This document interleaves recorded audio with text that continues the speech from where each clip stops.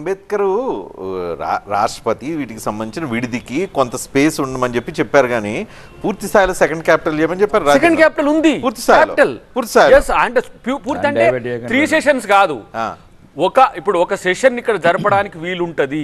హైదరాబాద్ రేపు గ్రో అవుతుంది. ఒక్కటే నిమిషం,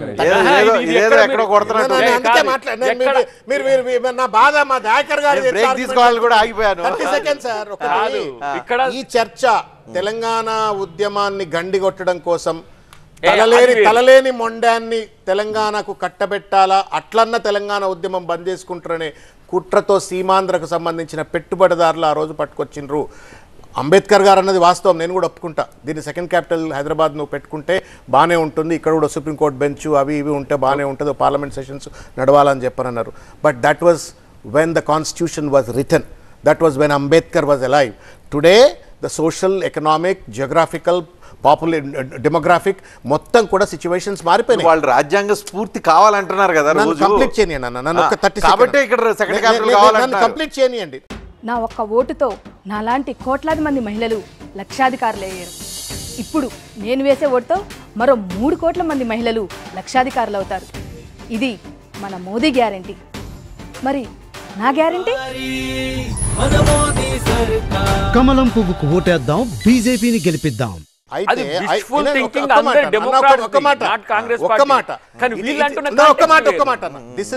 వారన్నట్టుగానే సౌత్ ఇండియాకు సంబంధించి న్యాయమైనట్టే కూడా హైదరాబాద్ ఉండాలా, చెన్నైలో ఉండాలా, శ్రీ సిటీలో ఉండాలా, లేకపోతే బెంగళూరులో ఉండాలా. This is a very national wide discussion, ఒక లార్జర్ డిస్కషన్ జరగాల.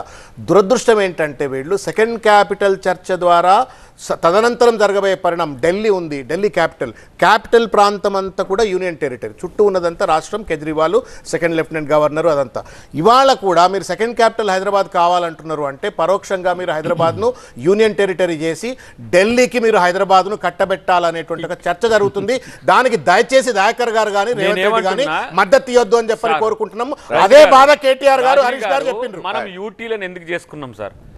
ఎప్పుడైతే విదేశీ వలసవాదులు చాకిపై చేసుకున్న కాలనీస్ని మనం యూటీస్గా డిక్లేర్ చేసి క్రమేపీకి స్టేట్హుడ్ ఇచ్చినాం. అది పాండిచ్చేరి కానీ, దాద్రా నగర్ హవేలీ కానీ, లేకపోతే ఢిల్లీ కూడా యూటీ నుంచి స్టేట్హుడ్ ఇచ్చినాం. స్టేట్ ఏం అడుగుతుంది? అసలు నీ పెత్తనం వద్దంటుంది. ఆ పరిస్థితుల్లో హైదరాబాద్ మనం ఢిల్లీకి ఎందుకు ఇస్తాము? అసలు ఆ డిమాండే లేదు. అదైతే మీకైతే ఉండదు కదా. నా ఒక్క ఓటుతో ఇంటికి ఉచిత రేషన్ వచ్చింది. ఇప్పుడు నేను వేసే ఓటుతో 5 ఏళ్ల పాటు ఉచిత రేషన్ వస్తుంది. ఇది మోదీ గ్యారంటీ. మరి నా గ్యారంటీ? కమలం పువ్వుకు ఓటేద్దాం, బీజేపీని గెలిపిద్దాం. మీరు ఒకసారి ఒప్పుకున్న తర్వాత హైదరాబాద్ సెకండ్ క్యాపిటల్ అయినప్పుడు కేంద్ర పరిధిలో పోతుంది కదా, మీ చేతిలో ఉండదు కదా, నరేంద్ర మోడీ చేతిలోకి పోతుంది. సెకండ్ క్యాపిటల్ అన్న తర్వాత నరేంద్ర మోడీ ఆయన చేతికి పోతుంది, మీ చేతిలోకి పోతుంది. రాహుల్ గాంధీ గారు ప్రధానమంత్రి కాదు, సెకండ్ క్యాపిటల్ పెడతాము.